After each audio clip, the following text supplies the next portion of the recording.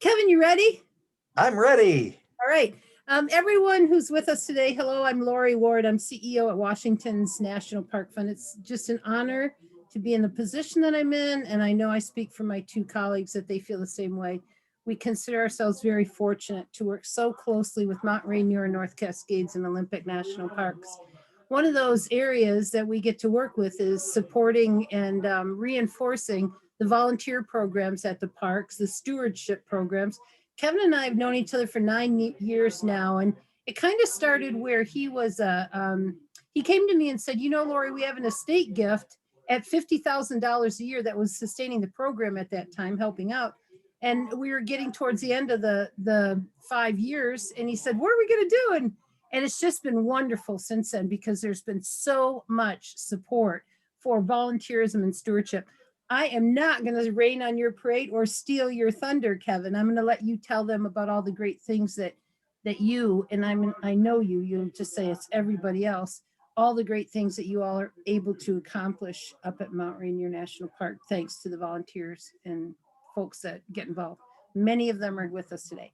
So with that, Kevin, take it away, and thank you for being here. So I think before I share my screen, I just want to say welcome to everybody. I see a lot of names that I recognize.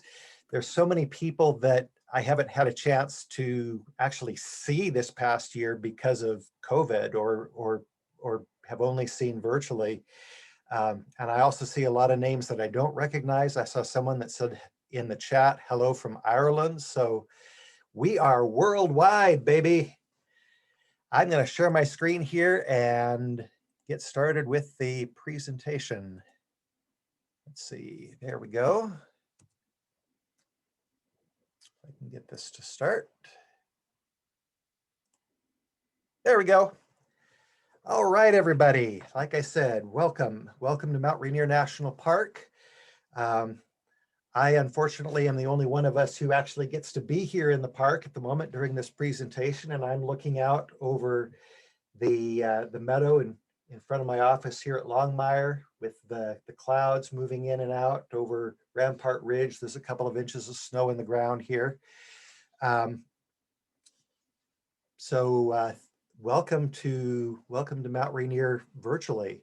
To start out with today, I would like to begin with a poll just to find out who all is in the audience here. We're going to pop up a poll question for you here, and would like you to answer the question, have you ever volunteered in a national park? And you can answer one of three ways: yes, at Mount Rainier, yes, at another national park, or no, not yet. So hopefully the tech folks will pop up the question here for you to answer. There it is. And we'll give you about 30 seconds to answer this question. Just make your selection, and then we'll come back and get a sense for who all is in the audience here. I know from the names that I saw earlier that we have a lot of people who have been volunteering at Mount Rainier already. There's the numbers coming in. Looks like 35% of the people in the audience here, a little over a third, have already been volunteers at Mount Rainier. Another 18% have been volunteers at other national parks, and a little over half of you have not been volunteers at national parks quite yet. And maybe after the presentation today will inspire you to go out and get involved with whatever national park is nearest to you. Thank you all for coming to the presentation today. And thank you to Washington's National Park Fund for hosting us. Volunteers participate in many, many ways at Mount Rainier, and I'm going to talk about a few of them and give you updates on what's happening in the park now, in the middle of this strange pandemic that we're all in the middle of. For now, with all of the pictures that you're going to see over the next 20 minutes, just assume that all of the happy faces in these pictures are covered with face masks and spread out 6 feet apart from one another. I'll start out with some statistics from a more normal pre-pandemic time. In 2019, last calendar year, we had 2,420 volunteers and interns here at Mount Rainier who contributed just short of 70,000 hours of service here in the park, worth about $1.8 million. Volunteers serve with and enhance almost every part of the operation here at Mount Rainier National Park. Campground hosts assist visitors in the park's campgrounds. We have volunteer rangers who help in the park's visitor centers and our wilderness information centers. Volunteers and interns lead guided interpretive programs, work with school groups, develop educational curricula. Meadow Rover volunteers patrol the trails at Paradise and Sunrise, educating people about the importance of staying on the trails. And Washington's National Park Fund is a major supporter of this program specifically. Other volunteers patrol the park's wilderness trails and campsites year-round, from the popular Wonderland Trail to the more remote trails at Colburn River. We also have a robust Nordic Patrol program that is on site every weekend and holiday throughout the winter. And we also work with the volunteer mountain rescue units throughout the region who respond whenever there's a need. Volunteers serve as climbing rangers and help out in the climber information centers. And we've even had volunteer mountaineers serving with us from other countries around the world, such as Nepal and New Zealand in recent years.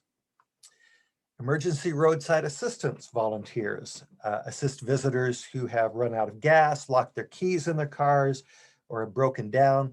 We call them ravens here in the park, rangers assisting visitors in need. And we also call them superheroes because they rescue people's vacations.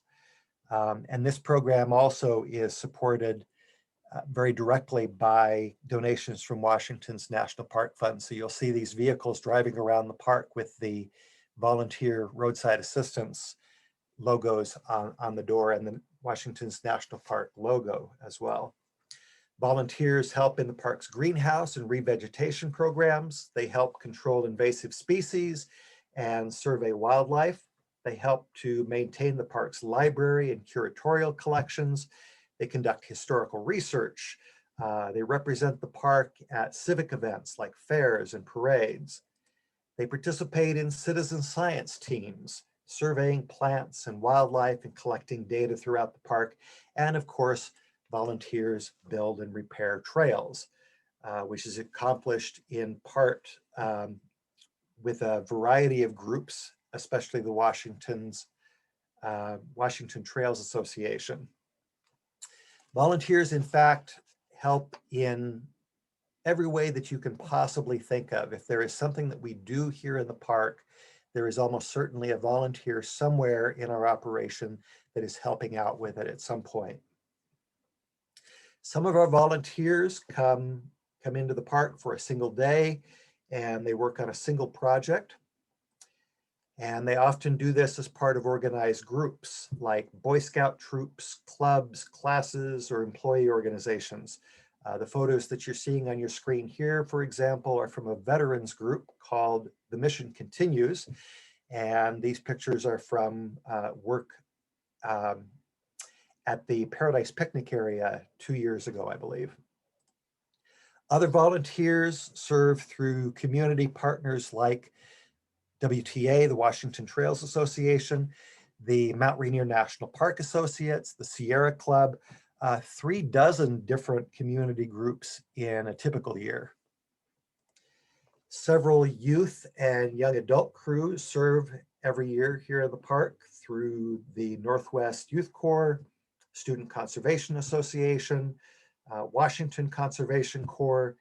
These crews provide excellent opportunities for outreach to underserved groups of volunteers.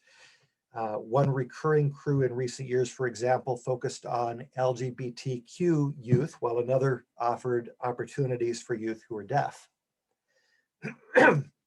Meanwhile, Many volunteers contribute episodically on a regular basis as schedules allow. The Meadow Rover and citizen science programs are great examples of this type of volunteering. Some volunteers get hired for extended assignments, lasting all summer long, all winter, even sometimes year round, in jobs such as interpretive naturalist, campground host, or backcountry patrol. This winter, for example, we've hired a full-time caretaker for the Carbon River Ranger Station over on that side of the park.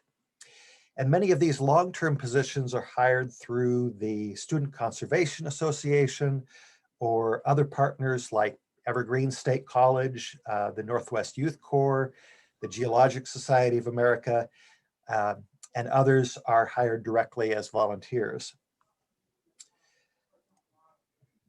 Why do people give so much of their time to national parks like Mount Rainier? The reasons are as diverse as the volunteers themselves. Some people feel a sense of mission and great satisfaction in contributing to something that they consider worthwhile. Some feel that they are giving back to a place that's been significant in their own lives. In the words of George Colburn, one of our volunteers over on the north side of the park, when I'm asked why I volunteer, I respond that I began for altruistic reasons. Having spent many rewarding days in the park, I felt that I had arrived at a good time for payback. But George says it doesn't work. Like most volunteer activities, the volunteer gets more out of it than he gives, and the harder he tries to give back, the more he gets. Some volunteers say that they volunteer in order to model the value of civic engagement for their children. Some seek experience that they hope will lead to a career in recreation or natural resources, maybe with the National Park Service or a similar agency like the US Forest Service. Some people volunteer to stay active and involved during their retirement. The National Park Service, for its part, values its volunteer partners for many reasons. We could not protect our resources here in the park nor serve our visitors as well as we do without the help of our volunteers.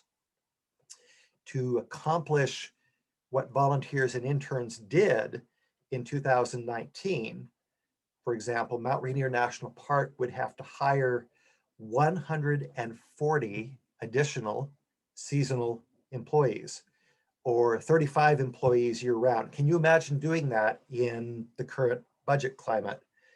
Volunteers complete projects that would not even be started without the participation of volunteers. And as I said earlier, this work is valued at almost $2 million, a huge contribution in times of fiscal responsibility. Volunteers also benefit the national parks by becoming partners in park stewardship. Volunteering builds a personal connection between volunteers and their park. Volunteers are stronger supporters of park protection and more involved in public planning. Volunteers educate others about national park values, and they're also the #1 source for recruiting new volunteers. We hear that from volunteers all the time, that they often learned about volunteering from people they met on the trail. And we like to give back to those who serve. We have many resources that are available to volunteers. For example, the historic Longmire Campground just over the river from me here has been restored for the exclusive use of volunteers. We also make entrance into the park free for working volunteers. If you have contributed 250 hours of service, that earns you an annual national park pass, a volunteer pass that's good for free entrance into Mount Rainier and all the other national parks in the country for a full year.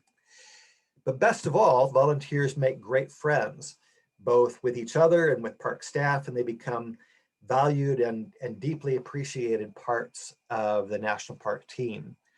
I'd like to share a few stories as examples with you. First, meet Alan Dreyer and his service dog, Damien. We met Alan and Damien hiking on the trails at Paradise in 2004. And in conversation, Alan told us that he'd love to volunteer, but figured that he couldn't do so because of his hearing loss. We, of course, assured him that we'd love to have him on our team, and even signed Damien up with his own volunteer paperwork. You'll see his paw print right there on the screen. Alan became one of our most dedicated Meadow Rovers over the years, and Damien, before he passed away a few years ago, was one of our most loyal volunteer ambassadors. Lots of people who might otherwise be put off by a ranger telling them to get back on the trails were completely charmed by Alan and his big fluffy dog. This is Moses, an even more remarkable story. You see, Moses is on the autism spectrum, and when his mother signed up to volunteer as a Meadow Rover, she did so on the condition that Moses be able to accompany her on the trail. At the time, Moses was completely withdrawn socially and would never dream of engaging with anyone on the trail himself. But over the years, as he watched his mother work, he began to emerge, so to speak, helping her, for example, to hand out trail maps and buttons to our younger visitors on the trails. To encourage this, Moses's mother created a pair of puppets. That's Billy Rover and Susie Meadow, you see on the screen there, complete with miniature uniforms, radio, backpack, and handouts. And with these, Moses began to actually talk to visitors himself, speaking through the puppets and explaining to them why it's important to stay on the trails. It was a remarkable transformation, and seeing people like Moses and Alan find their voices, so to speak, through volunteering is one of the most rewarding parts of my job. The Meadow Rover program that I just mentioned is one of our most popular and successful volunteer programs here at Mount Rainier. Meadow Rovers provide a presence in our most fragile environments that we would never be able to maintain with paid staff, assisting and educating visitors and protecting the park's plants and wildlife, and also providing safety information, what we call preventative search and rescue for visitors. And the Meadow Rover program has grown significantly in recent years. In 2019, we had 209 rovers that contributed 8,840 hours of service at Paradise and Sunrise, and contacted almost 167,000 visitors. Visitors, many of whom would never talk to an official person in the park other than the person at the entrance station if it were not for our volunteers.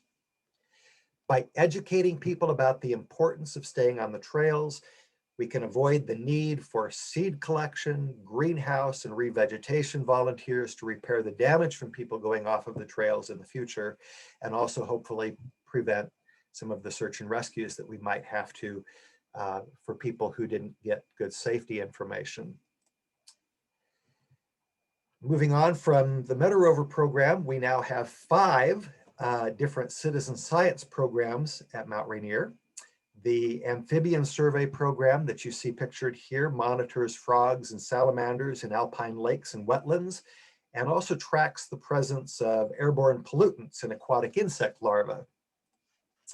The Meadow Watch program is a program that is in partnership with the University of Washington and is designed to track the effects of climate change by monitoring the dates that plants bloom and grow and go to seed. Volunteers hike trails at Paradise or White River, noticing the and writing down the status of wildflowers at various points as they ascend the trail.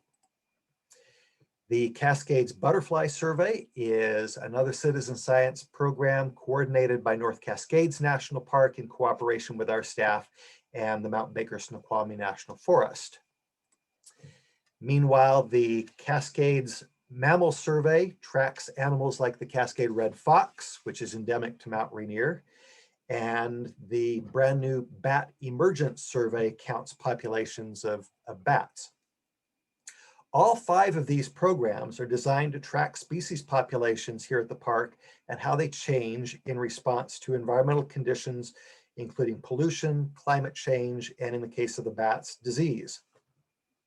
Volunteers in the past have also gathered data collecting visitor use patterns in the park's wilderness areas to help inform management decisions here in the park. Trail maintenance is our largest volunteer program, both in number of participants and also the number of volunteer hours.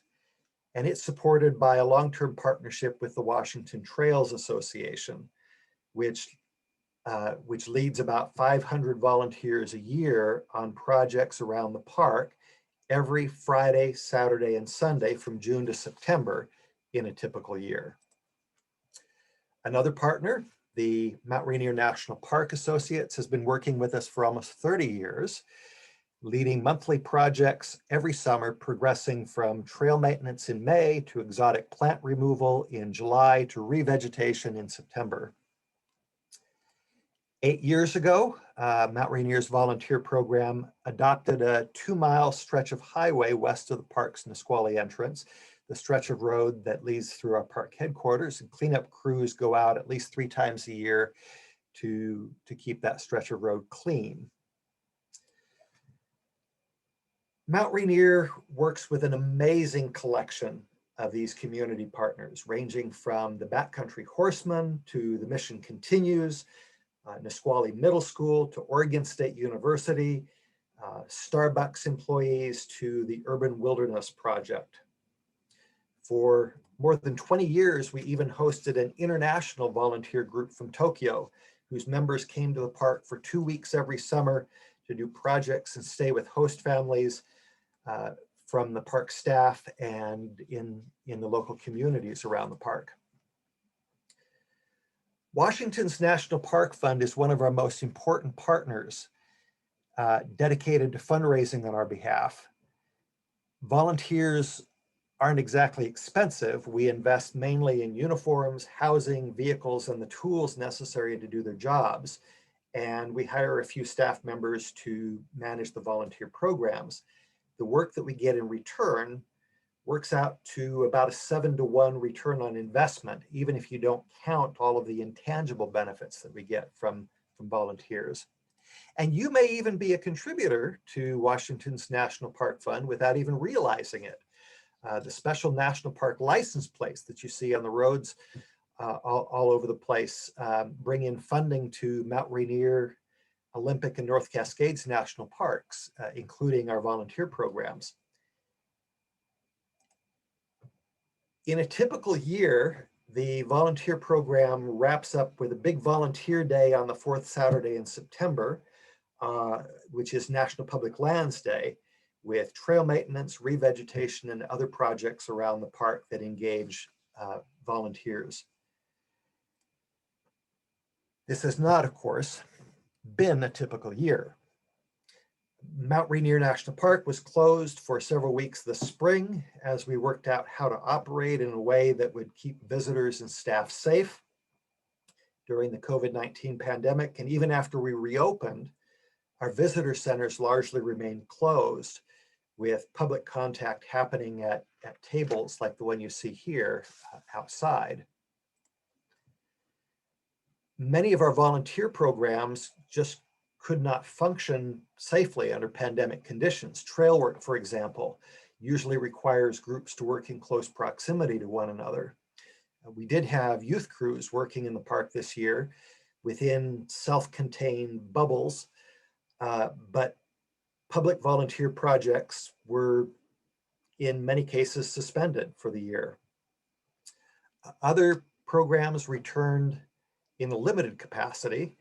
The Meadow Rover program welcomed back experienced volunteers, but did not take in any new ones this year, and operated under strict guidelines. We conducted training online, and we learned to use Zoom like everybody else to do so.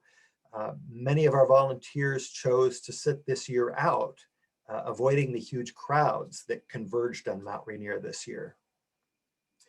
Amazingly, even though only half the number of Meadow Rover volunteers worked with us this year compared to 2019, they contributed 3/4 of last year's hours of service and contacted 90% of last year's visitors, which is just a testament to how extra hard these volunteers worked this year and how many people there were here in the park to talk to. We were also able to initiate some new volunteer opportunities this year in spite of COVID, including the bat emergent surveys that I mentioned earlier, which took place over at Ohanapikosh in July. Now, none of us know what 2021 will bring any more than anyone else. We're hopeful, of course, that with the new vaccines, we'll be able to resume a more normal volunteer schedule this coming year. We certainly hope so. In the meantime, we've got a lot of longer term goals that we want to get back on track with that got sidelined as well during the pandemic.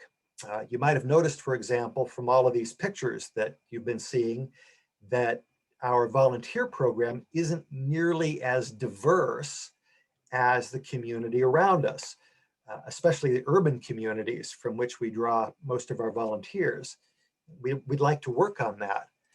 To that end, the volunteer program recently completed a draft volunteer strategic plan with input from staff, from many of you volunteers and partners in the community and around the park. In 2019, we had already begun to implement many of the proposals from that strategic plan, including targeted outreach to underserved groups in our community. 2020's pandemic was all consuming of our time, and unfortunately, we weren't able to do as much of that outreach as we really wanted to, but hopefully we can get back to diversifying our program in the years to come. So with all of these opportunities, the key question, how does one get involved if you aren't doing so already? Well, it's really easy. Volunteer opportunities are described on the park's website at nps.gov/MORA. Also on the volunteer program's blog, Rainier Volunteers, nps.tumblr.com, and on a national website for volunteer opportunities, volunteer.gov. We're also on Facebook as well, and most of the items from our blog are cross-posted there on Facebook. If you didn't catch any of those URLs as they flashed past you, you should just be able to type in Rainier Volunteers into any browser search engine, and it'll bring up all of these pages.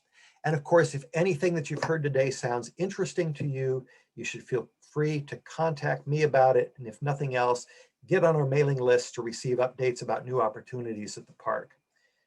Whatever you end up doing, even if it's just contributing a few dollars to Washington's National Park Fund in support of our programs, or encouraging other people to volunteer, we thank you for your time, your efforts, your ideas, your energy, and we look forward to working with you out on the trails. And with that, I will turn it back over to our facilitators, and we'll take any questions that you might have. Hey, Kevin, thank you. I love that. I love hearing it. I'm sure that a lot of people are, if they're not already volunteers, they're thinking, gosh, it just sounds so good. And I hope that a lot of them sign up, because everybody I talk to, I'm a volunteer myself, but everybody I talk to, once they take that step, Mount Rainier just takes on so much more meaning to them. So I hope a lot of folks take advantage of that. If you have questions, please enter them down below in the Q&A box, and we're going to get to that in just a moment. But before we do, I want to share just a little bit about Kevin. He and I, like I said earlier, we've known each other for a long time. He's the volunteer program manager at Rainier. He's been there for more than 18 years. He has spent almost 27 years with the National Park Service. Those of you who are out there that, you dream of being in the Park Service, it's like lucky Kevin. He started as a volunteer himself at the South Rim of the Grand Canyon. He's included his time, his experience has been spent at Great Basins, down at Everglades, Crater Lake, in other areas. Kevin's a smart guy. He's got a Master's of Science in Natural Resource Policy from Cornell University. He loves his two sons who are now in college themselves and can hardly believe that he's sent them off to college. And he and his wife met 26 years ago right at Mount Rainier. So that's a great story about Kevin. And with that, I want to toss out a few questions that folks have asked. Kevin, tell us a little bit about the volunteer rangers at Nepal. You mentioned that they come in from Nepal. Mhm. Could you tell us just a little bit about that, please? Sure. As I mentioned at the beginning of the program, we have volunteers from time to time on the mountaineering team here at the park who patrol the upper mountain. And the mountaineering community is a very close-knit one worldwide. So lots of people who climb here at Mount Rainier climb other places around the world.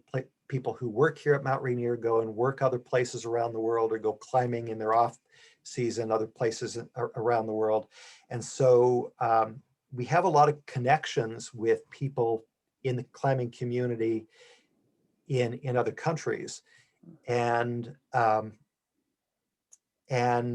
those climbers have found out about the volunteer opportunities that we've had here at Mount Rainier and have asked how they can get involved here at Mount Rainier. And so we've been able, through the International Volunteer in Parks program, to bring in climbers who are mountain guides in New Zealand or in Nepal that our climbing rangers have gotten to know as they've been climbing in these other parts of the world, and have been able to bring them here for these cross-cultural exchange experiences. So great. it's pretty cool to have people from other parts of the world on our staff. Certainly they get a lot out of it, but we get a lot from working with them too. I bet you do. And I bet a lot of visitors who come from those countries, when they see or hear that language, I bet it means a lot to the visitors as well. That's right. Yeah. One of our folks asks, are there any volunteer opportunities like technology work, photography, videography, and such? Yes, occasionally. We do have a small number of photographers who work with us when we have events here at the park that need to be photographed, or if we have a particular need for photography to meet a specific need for a project here in the park. And so if anyone is interested in something like that, they can certainly contact us and get on the team. We have very specific needs of things that we're looking for usually, not generally pictures of Mount Rainier, because we have lots of those in our collection already. But oftentimes there's something very, very specific that we need a picture of, and we'll have to send somebody out to get a picture of it, or there'll be an event going on in the park that needs to be photographed. We have had people who have volunteered or worked as interns on our media teams here in the park. We've had volunteers working in our telecommunications office here, helping with the radio systems in the park. Mm-hmm. So yeah, as I said earlier, if there's something that we do, there's usually a volunteer somewhere helping out with it. That's really neat. And Washington's National Park Fund is fortunate in that we have a number of volunteer photographers. A mutual friend who I saw mentioned got credit in some of your photos, John Chow, is very, very engaged with us. We also have volunteer videographers who help us tell the stories of the projects that Washington's National Park Fund is supporting. Do all volunteers, there's an interesting one, do all volunteers go through background checks? First question. It depends. It depends.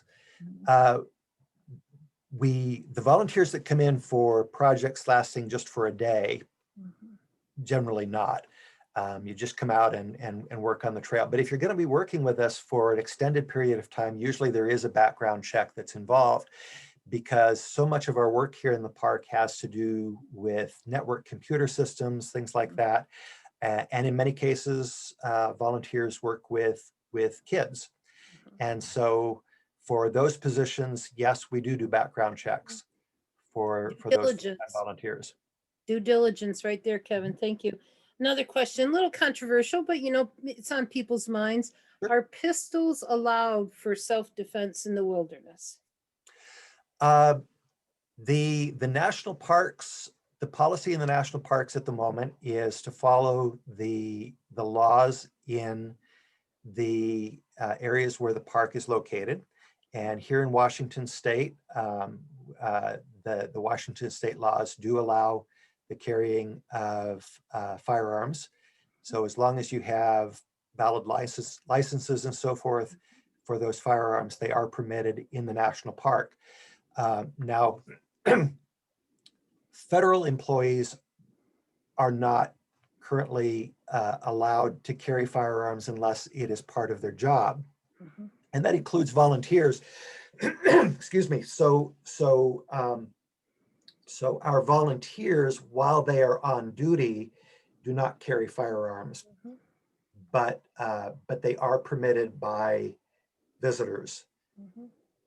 Thank you, Kevin. Thank you. You mentioned a volunteer Nordic Patrol. How can someone get involved in that? Is there opportunity for that even right now for this winter? We're almost there. 3, 4 more days, 5 more days. Yeah. So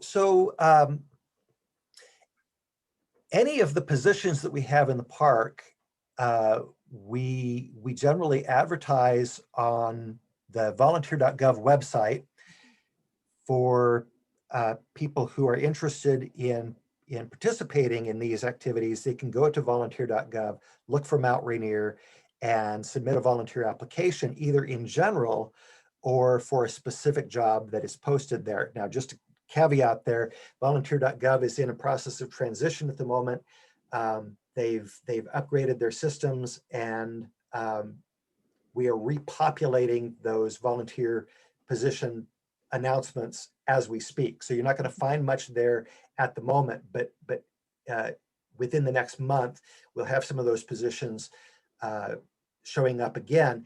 And for Nordic Patrol, for example, you can submit an application which comes to the supervisor here at the park that coordinates Nordic Patrol, and then they evaluate your application, your qualifications, and so forth. Maybe do an interview with you, and then if your qualifications meet the needs that we're looking for, they'll bring you on as a volunteer, sign you up with all the paperwork required, give you the training and so forth, and bring you on board. So yes, we do bring on new Nordic Patrol folks all the time as other people rotate out because they move away or choose to do other things. That's great. We have another few minutes. For those that live a distance from the park, can volunteer experiences be done kind of in blocks of time? Extended, can they come for a week and stay? Can you tell us a little bit about that, please? Yes, absolutely. And we do have people who do that every year. In fact, we have a couple of people who do that on a regular basis every year. And it takes a little bit of planning because a lot of our volunteer projects only happen on certain days of the week, for example. So, but we have trail maintenance usually on Fridays, Saturdays, and Sundays. We have meadow roving 7 days a week. Other groups come in and work with us at different times. So what we can do, if we know when you're going to come a specific week in July, for example, is that we can connect you with a variety of supervisors, and we can line up a sequence of events so that you're doing trail work a couple of days, maybe you're learning the Meadow Rover program another day, and then applying it for a couple of days. You're staying in the Longmire campground here in the park. And so we can put together a sequence of volunteer activities that'll stretch out over several days at a time. And you can come visit from North Carolina and do a volunteer vacation that way. That's really neat. You mentioned the license plate program. I do want to mention, I know you're a holder, I am too. Many of us are. That program generates $240,000 this year, right? I know. And that's equally split between the parks. And it goes up every year. Even when the Seahawks plate came out, it went up that year. So we're just so grateful to so many people for doing that. I want to mention that WNPF also looks for volunteers for some things. We mentioned photographers. We're pretty well stacked up with a good line of volunteer photographers. Videographers, we have a couple who are great, but we'd be interested in hearing from folks if they were interested there. If people like to call up businesses and procure items for our spring dinner and auction, our online auction, we could use some help there. Our auction committee could use a couple of folks. We have a great group that makes thank you calls to our thousands and thousands of donors, and we're grateful there. So there's some possibilities. I want to just throw out one more kudos to Alan Dwyer and Moses. Those stories were beautiful, Kevin. And it's great to see and just hear and to see those little tiny flower guides in the back of the dolls. It was a beautiful story. As we wrap up, the one thing I'll close with is people often say to us, what is this thing? Why is it called Mora? You know, and why is it called Noka? And I just want to share because people often find this kind of interesting. And I think, yep, we've gotten through all the questions.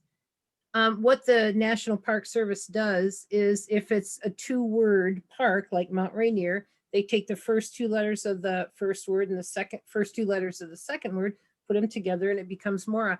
At Olympic, and this is on the backslash if you're ever looking for a park, Olympic is just the first four letters, Olym, and North Cascades is Noka at North and Cascades. So folks ask us about that. I thought I'd just throw that out as a little tidbit. Kevin, we're so fortunate to have you at Rainier. You know, you've been there and doing what you're doing, and I know how deeply you care. Every time I'm around you, I can tend, and you know this, but every time I'm around you, I can tend to get a little teary hearing about how important, you know, the work that we get to do and the impact that it does. We're just so grateful to you. You know, you're even today, after these years of service that you provide to Rainier, you continue to be incredibly articulate, and you participate with us and help out when we reach out. So hats off to you. Flat hat salute to Kevin Bacher today.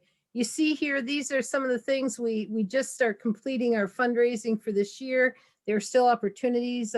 We're awarding more than $650,000 to the parks. Those are the areas that we support. You can choose to direct your giving to a park or a program. Reach out to us with any questions anytime. We're always here to help and happy to do it. One more question. Julie wants to know, is there housing available in the wintertime, Kevin? Yes. Okay, good answer. we do have short-term housing for people who come up, for example, to work at the visitor center for a couple of days over the holidays, and we'll put people up in an apartment down at park headquarters. Kevin, anything you want to close with? Just to say thank you again to Washington's National Park Fund and to all of our volunteers for the incredible ways that they help out our parks.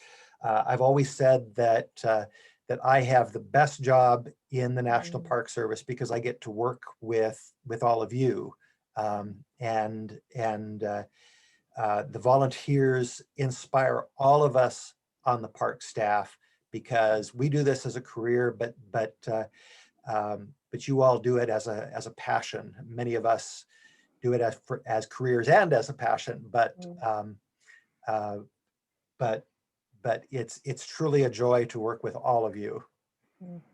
Thank you, Kevin. Thank you. Somebody just asked a question. Some employers match volunteering hours. Can we get this when we volunteer with Mount Rainier? And the answer is yes, yes, yes, yes, yes, and yes. And Lori Ward would just love to hear from you. If your employer matches volunteer hours, you can arrange that through Washington's National Park Fund. Yep. And we get a lot of support from a lot of folks, Boeing and Microsoft, and a lot of them show their support in that way. Kevin, thank you. You're just a gem. And everyone out there today, thank you. Get out and enjoy your national parks. If you're thinking about volunteering, keep Mount Rainier in line, as well as Olympic and North Cascades. Stay well and be hopeful for 2021. We are, And we look forward to seeing you in January. Thanks, everyone. Take good care. Bye-bye. Bye, Kevin.